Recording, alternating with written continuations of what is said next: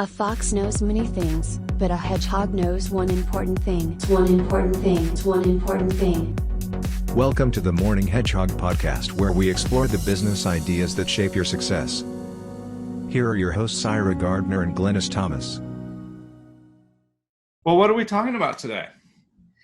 So I know we talked about the whole buyer's purchase journey, and which I think is a really great way to approach it and to think about it. But that's sort of the middle of a more comprehensive marketing plan.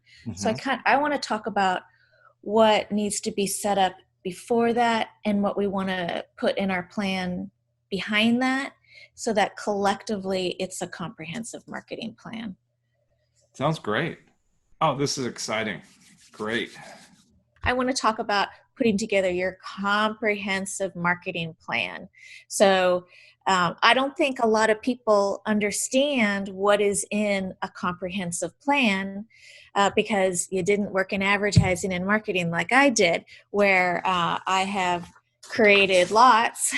Here's one example that I pulled from my files from 1997. But I want to explain how useful and important this can be for you. So, and I have to remember how I get to the next slide. First of all, I know we've talked about several times in prior presentations about the book, The One-Page Marketing Plan. And I did re-download that onto my Kindle the other day, and I've been skimming through it, trying to remember what I've read in the past. Definitely a great book. But I think that all these different books about marketing are about how to simplify in the process and how to explain it in a way that doesn't seem overwhelming and seems achievable for the rest of us who are trying to run a business. But I think that a lot of times they lack the explanation of how beneficial something detailed can be. So I want to kind of go into that more today. And at the same time, for anyone who's thinking, oh my gosh, this is just going to be so much work, I do want to take a quote from that book, which is, your business will grow faster than businesses not using marketing plans. And in fact, a 2010 study by researchers at the University of Warwick found that businesses that plan grow 30% faster than those that don't. So if you're motivated and if you want to beat the competition out there, putting together not just a plan, but a good plan is going to get you there. I love marketing plans for three reasons. Number one, they answer this incredible question of who do I need to talk to? Because so often we've got so many ideas and so many prospects that we can't really actually narrow it down to knowing who to even talk to begin. How do you take that first step? Second thing I love is a great marketing plan helps you know what you're trying to say to that person that you know that you want to talk to. And then the third thing, and I've said this before, is when I've got a plan and I've got everything in place and I'm ready to execute, now I'm excited to do that work. And these are the business skills that we need to be successful that most of us tend to want to avoid because we get confused, we get overwhelmed. But when we have that plan, we're not confused, we're not overwhelmed. We know who to talk to, we know what we're trying to say, and we have a plan of how to execute. It's easy for us to go, I get it, it's in my head, I know what I need to do. But when you go through the exercise of actually writing it down, you make some discoveries and you see how you can make it better and improve upon it. So writing it down is super important. But it also, as we photograph different genres of photography, it helps us to stay on track for those specific genres. I mean, when you work in an ad agency and you're working with your clients and you're working with multiple people, these plans are super helpful because it keeps everybody on the same page. It's that constant reminder. Now, as a solopreneur, you may not need that, but if your business is going to grow, eventually you're going to bring on help. Having it written down is going to make your job. Part of the reasons why it's so hard to bring somebody on is the amount of time it takes to bring somebody up to speed. And you think, with that amount of time, I could just do it myself. Yes. But at a certain point, you can't just keep doing that. So having these things written down makes it so much easier to pass it on to somebody, a virtual assistant, maybe. It doesn't have to be a full-time employee, but it also helps your time management the next year, because a lot of these plans you're going to repeat on these marketing campaigns you're going to repeat on an ongoing basis, and you're not going to want to have to sit down and try to remember how you did it last year. As much as you can document it and then write down your notes of how you want to improve upon it for next year, you're just going to do it so much faster the next year. And the year after that, it's going to go so much faster. And that's how you spend less time later getting better results. So, And the year after that, you're going to hand it off to an assistant. Right. Or at least part of it, if not all of it. Okay. So again, on this slide, you see save you time and money. And the planning is going to help you. It's not going to eliminate failed campaigns or campaigns that didn't work, but it's going to diminish that. And it's going to help you see something that didn't work, how you can make it better, as opposed to, I don't have enough data to know, so I'm just going to give up on it. But let me just move on to what I want to talk about today. So I think it's really important to understand that there's sort of a hierarchy when you're putting together your plan. Everything rolls up into the goals above it. I see so many people say, well, I'm going to try this marketing tactic, or I'm going to try this marketing tactic. But instead, what you want to do is you want to go, what are my business goals? How does that then translate to marketing goals? And then how does that translate into my individual marketing campaigns? And if I line up all my individual marketing campaigns collectively, do they then meet that marketing goal that I have? And then you're hitting that business goal. So looking at it a bit more holistically better ensures that you're going to meet your goals, as opposed to, I'm just going to try these different things and see what happens. Does that make sense? Absolutely. Yeah. Okay, good. So I've broken it up into several different groups. The first group, I believe, should be what I call your marketing strategic foundation. And this is what you were talking about earlier. What are my overall marketing goals? And those goals need to solve a part of your business goals. So you don't want to just say, I have these business goals and then I have these marketing goals. The marketing goals must solve a business goal. Now, it's not going to solve all of your business goals. Some of your business goals have nothing to do with marketing. And some of your marketing goals will only solve part. So for instance, if one of your business goals is, I want to make X amount of sales this year, marketing will play a part of that, but maybe not all of that. And that's okay. That's correct. But you need to understand what your business goals are, and then you need to figure out how you're going to reach those and how much of that is going to be reached by marketing. Then you know your marketing goals. Then we want to figure out what's our overall marketing message, because there should be an overarching message across your different genres of photography that you offer. And if you're saying, I have one piece of business that's fine art family portraiture, that's super high end, and I have another piece of business that maybe is volume sports photography, those messages are going to be very different.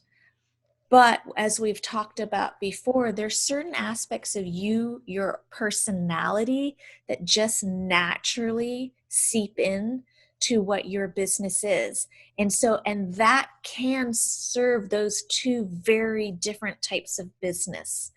But you're just going to message it in different ways. Maybe part of that is, so one of my, I found my old strength finders when I did this years ago, and these were the different, 4 different strengths of mine.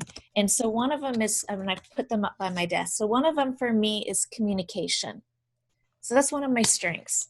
So if I was a super fine art photographer, doing huge wall portraits, and at the same time I was also, let's say, a sports volume photographer, communication would be one of my messages, my marketing messages of how I serve my clients, and how I communicate that to one audience is going to be different than my other audience, but it's still a part of my overall message. Does that make sense? So what I'm hearing is this: you're looking at your strength and you're saying, okay, the overarching benefit that I'm providing is my communication skills, which goes back to what am I doing for my customers? And so you're helping your clients communicate, and that can become a marketing message, right? Exactly. And that would be a getting at the high enough core level of your strengths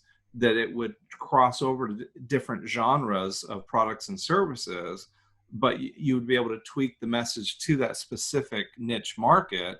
But it's still going to start from the position of you're going to help people communicate. The what they're communicating will be affected by the different genres and target markets that you're working with. Absolutely. And it just reminded me, I don't remember who the client was. I think it was AAA. And I remember sitting in a meeting, and we were talking with a client, and the client was really struggling with, how can we have one overarching marketing message when we have hundreds of different products and services?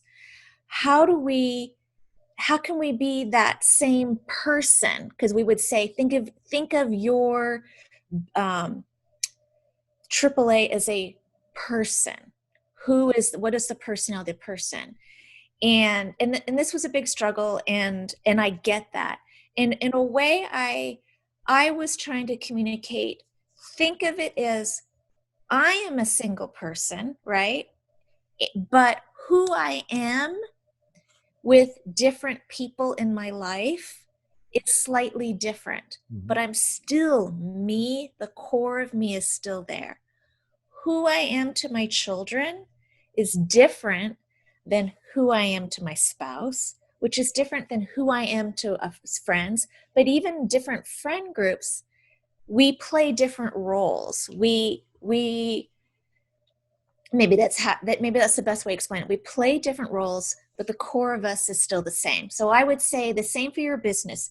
You figure out who you are.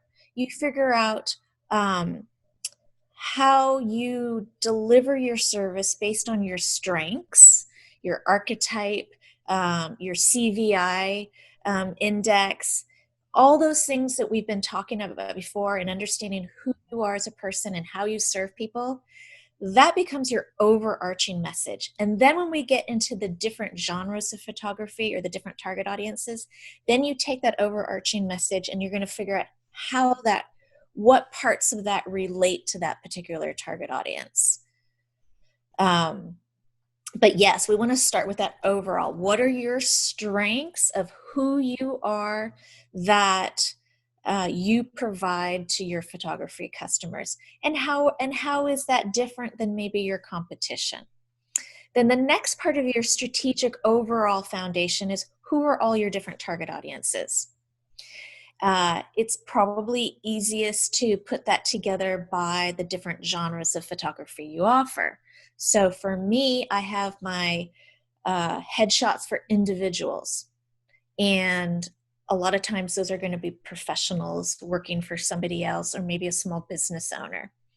And then I have another group that's going to be headshots for offices and organizations.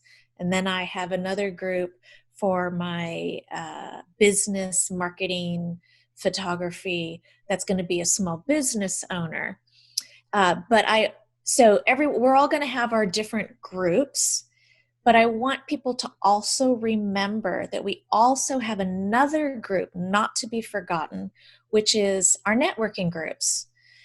Those are the industry organizations, but more importantly, your local chambers and networking and influencers. Some of these can be online. Some of them are people that you know in your community, but you're going to want to put together some marketing campaigns to stay top of mind to those people too. And so that's really important. And that's those are your people who are going to help you get business. So don't forget about that audience. So you would list this in your strategic foundation, your overall marketing goals, and what business goals they're going to solve, your overall marketing message, your different target audiences, and then some just overall brief marketing strategies that make sense of, for instance, if this is going to be a year of growth, then your marketing strategies are going to be, maybe I'm going to go seek out new audiences in new places. I'm going to look for new places versus if you're in a different stage or what your plans are for that year, your goal is, I'm just going to work primarily on getting repeat business from past customers. So just some overall direction of where you want to go. But we'll get into the nitty-gritty later when we go into marketing plans by your target audience. Okay, I just have one little thing I want to slide in there, and that is when you are trying to develop your target audiences, I like to go back to thinking about not only what is my core mission, but I also want to think about what is the emotion that I am trying to convey through my work. And if people look at my work, I'm predominantly monochromatic, black and white imagery. I tend to not make many photos of people smiling and exuberant. I tend to be more self-reflective, more contemplative poses, and so when I start thinking about what kind of professions, let's say I'm wanting to market portraits that have these qualities to it, what kind of professions need those emotions? And I start very easily coming up with some really great markets. Such as medical doctors, that you don't want the doctor that's laughing and joking. You want the one that you can trust, that's knowledgeable, experienced, and is going to be an empathic listener and be able to address your needs. So that would be one target market. Another scenario that's often stressful might be attorneys, law offices, where you're dealing with very complex issues. And perhaps that would be a person that would benefit from the kind of imagery that I make that communicates non-verbally. Again, the complexity, the thoughtfulness, etc. So I just very quickly, psychologists, etc. I can very quickly develop these avatars in my head of who needs the kind of qualities that I am about in my work, as opposed to me trying to chase after every other portrait in the category. I get very specific niche markets that are based upon shared emotional content that is needed to do their work. Yes. So understanding so it is important to have a certain style so that you are known for that style. And then writing that out as part of your marketing strategic foundation. And then when we get into the actual more detailed marketing plans by target audience, then you would put in, okay, how would that relate to doctors? How would that relate to attorneys? We get more into the details, but absolutely understand what your overall style is, why you do that style. And then later we can get into who that's for. Sounds good. Yep. So once you put together that again, back on the slide, your marketing strategic foundation. It's the platform that everything else is built upon into this comprehensive marketing plan. Then you're going to build marketing plans per your target audience or per your genre, whatever it is that you listed out on that previous page. So you start off first with who is the target audience for this. So let me say maybe I might take headshots for individuals for me. So in this plan, and this is where we get back into that previous presentation of the buyer's journey. This is repeating that. So you can go back to this. We first identified who is the target audience, and I described this in detail. A lot of times when I ask somebody to describe their target audience, they give me one sentence. And I challenge everyone to be able to put together half a page. You probably won't be able to do that first time you sit down, but this is something that you're building over time as you get to know this particular target audience. And you're definitely going to put in your demographics and your geographical areas where these people are, and your if you're a business to business, so you put together what we call firmographics, so the type of business, how big the business is, how many employees, what their annual revenue is, what are the different titles that your target audience have. But then you're going to want to put together psychographics, and the psychographics are probably what's going to add on a lot more meat into your definition. And because we're niching down, I'm not trying to get every individual out there who wants a headshot. I'm trying to get a certain type of people that want a headshot, who like my style. I tend to always put in smiles. I'm always about the smile. And I have a certain style that I do that is more traditional, but modern. So maybe the super young people coming out there they're going to want something a little bit more hip and a bit more trendy, right? So I can really start, as I get to know my customers more, I can really get more detailed into the psychographics of these people. Another great thing I absolutely think this is a great exercise to write down, which is to put together what your current customer perception is. You're making this up, but you're sitting down and you're going to write it in quotes, and you're going to say, what is my ideal customer thinking right now who doesn't even know I exist? And then you're going to write again in quotes what I hope and wish, staying realistic, but ideal, sort of an ideal realistic. What do I hope they think of me after they have learned about me, considered me, purchased from me, or maybe let me what I want them to think and believe right before they pick up the phone and hire me. So I'm going to go. So this was a document I wrote in 97. This was for a company called Emery Worldwide, which was since bought out. And so they as a company don't exist anymore. But they're a shipping logistics company who had this phenomenal network across the US.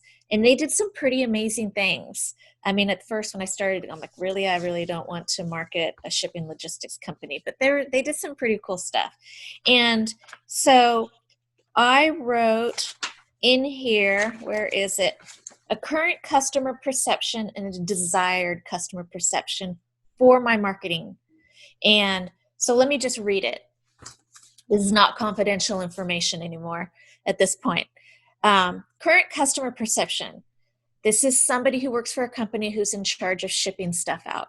There are so many choices when it comes to shippers. Most of all the shippers I use have to outsource some of their services. That means when I need to check on my shipment, either I have to go out and call these different people to figure out what's going on, or my shipper takes a long time to then make multiple calls to figure out where my cargo is. I really want a shipper that can simplify my job and give me peace of mind because they know where my cargo is at all times. And I know it's going to arrive on schedule to the destination. I don't want to have to be worrying.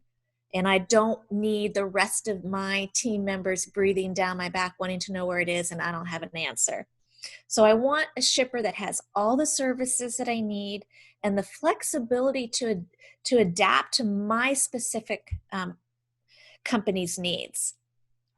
So now, then we knew we were going to put together a marketing campaign. And so what did we want them to think after reading through that marketing campaign, that piece, which I'll show you later? So what we wanted them to walk away believing is, I just got this mailer, this direct mailer from Emory Worldwide. One of their customers needed to continually ship equipment overnight to all corners of the U.S. It was amazing to see how Emory services were able to help this company reach its goals. Imagine what they could do for my business. I always just considered Emory to be just an air freight shipper, but I was amazed to find out they also have a variety of other services that actually are going to fit a lot of my specific needs. Not only can Emory handle my everyday air freight needs, but they can also take care of the overnight rush jobs that come along every once in a while. They can handle really difficult shipments and situations easily. And all of this with one phone call, no more outsourcing to different companies. They take the hassle out of my job, and then I can make better business decisions for my company. Plus, if I use Emory, I'm going to get this free little premium piece that is actually pretty cool, and I want that. So I'm going to use them next time for my air freight or gold priority shipment. Anyways, it's long. Yours should be long too. It might be my kids are getting older and I really want to get these pictures in. I hear from my friends who have older kids that, they're going to go off to college and boom, you're not going to have those opportunities anymore. They don't always come back for the holidays. And put in all the negative stuff they're thinking too. My kids are not going to want their photo taken. They're not going to be happy to do this. And so, there's that part of me who's just like, I don't want to listen to the complaining. Put that all in there. You want to put in all the hurdles that they're going to go in. And then when you because it's going to make your desired perception so much better. You're going to go, I'm going to need to make sure that mom is going to feel relaxed. I'm going to try to unload some of that negativity off of her, and I'm going to put the onus on me. I'm going to tell her, listen, here's my strategy of how to deal with tweens. Here's my strategy of how to deal with graduating high school seniors. I'm going to help alleviate that, and she's going to be able to relax more. Writing this out helps you to identify all those hurdles, and it helps you to put together those marketing messages of what you need to say. So really what you're doing is you're identifying the potential pain points in that purchase process that you can then address in your marketing messages. It's the pain points. It's an exercise that helps you put together better marketing messages. Yeah. Nice. It's a great exercise. So another part of this marketing plan is what are the different services and products you offer to this audience? So if I have a target audience that are, say, working professionals, what do I want to offer to them? It can be headshots, but I might say to these people, yeah, you understand that you need headshots, but have you also realized that your company might need you to go do a speaking engagement? So you're going to want more than just the head and shoulders. Maybe you're going to want something that maybe shows you on stage. You've done presentations before. Maybe you need more of a 3/4. Maybe the types of topics that you talk about are more serious, and you don't want your LinkedIn profile should be all smiley, but you're going to want a smiley speaking portrait, and you're going to want a serious speaking portrait. Or maybe you're going, there's so many different things that you can offer that audience when your mindset is on my audience, as opposed to your mindset is on the genre. So that goes back to the training that I did with, I'll never forget him, Professor Paul Wang at Northwestern University, who did a whole presentation on the importance of moving away from setting up marketing plans based on products and services, and instead doing marketing plans based on target audiences and pulling in the different products and services for that audience. And they may be almost the same mix of products and services for a different audience, but how you talk to that audience is going to be different, and you'll be much more effective. We know that the more specific we can talk to a person and their specific situation, the more effective your marketing is going to be. So the better that you can market by audience, I think the better you're going to be. So I just got back from fly fishing in Yes. Montana, and this is relevant, I think. And somebody asked me, what do you like about fly fishing? And I'm like, well, number one, it compels me to be totally aware of my environment. I need to pay attention to all the details that are happening, what bugs are hatching, and water flow and temperature and all these things. The second thing is, it helps me by knowing that if I present the fly properly, that meets all these criteria and conditions, which is not easy, by the way, I have a high likelihood of catching a fish. And I think what I'm getting from your conversation right here is that if we can put ourselves in the position of our customer and design our target marketing, or design our marketing plan around the customer experience, we're going to have a much greater success rate of landing that customer, so to speak.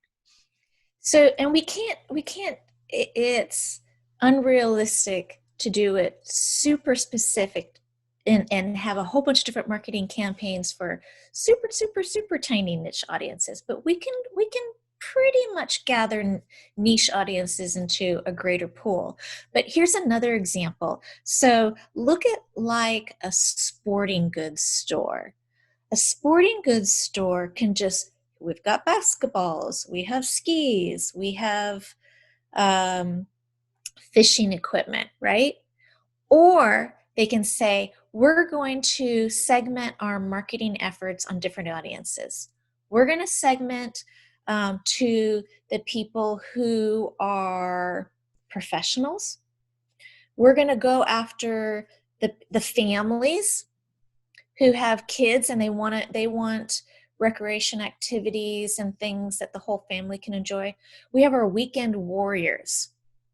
So, and how you message those audiences are very different. If you want to be more effective, your weekend warriors, they want to feel like, I'm going to go do something really cool that I can go back and brag to all my coworkers. And I'm not a professional, but I want to get as close to being a professional as possible. I want to have the cool gear, and I want to go do something hard and challenging that not everybody can do. So I'm going to go into your store a little apprehensive. Like, are you going to understand that part of me? Like, don't give me something that I'm not ready for, but meet my challenge. So, where your marketing is going to be, reach that peak. It's going to be, ski that hard slope, but you can come in and we'll have experts who are really going to fine tune the equipment that you need to meet to meet your skill level, right? Mm-hmm. But the professional, it's a whole nother thing. And the families, it's a whole nother thing, right? Or the first timer. Or the first timer. Absolutely. Yeah. Absolutely. The first timer, we don't want to intimidate you. We want you to feel like we're going to take care of you, and we're not going to try to sell you the most expensive equipment that you're just not going to be able to handle. So marketing by audience makes a lot of sense. So I got excited about when you're talking about the weekend warrior, because I immediately thought about middle-aged person like myself who used to be an athlete, and they would land me with still got game, right? Right. Right. Yes. Absolutely. You want to hear that. You want to feel like they understand you. Yep, yep. Still So the got third, game and Monday morning pain. right.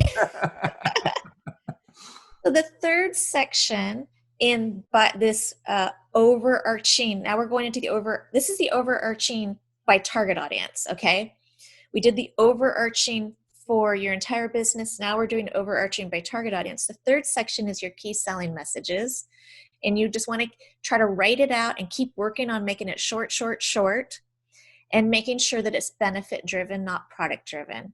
And we may have gotten into that in previous presentations, but I think that deserves its own presentation as well. But moving on, let's see, am I hitting the right button here? I am. And then the third section here is marketing goals for this audience.